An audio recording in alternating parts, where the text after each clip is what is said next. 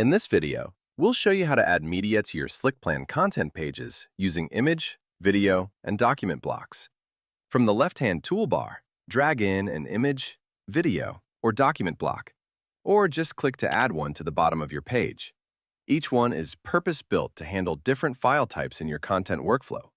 Each block supports 4 upload options. You can upload a file, drag and drop, paste a URL, or select from your project's file library.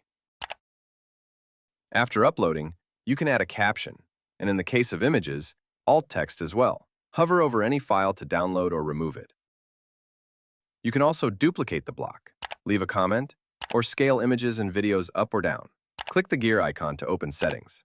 Here you can set upload limits, change the block type, or define how your content will be wrapped in HTML. This makes production handoff cleaner and more consistent. For more information, please visit the support site. Thanks for watching.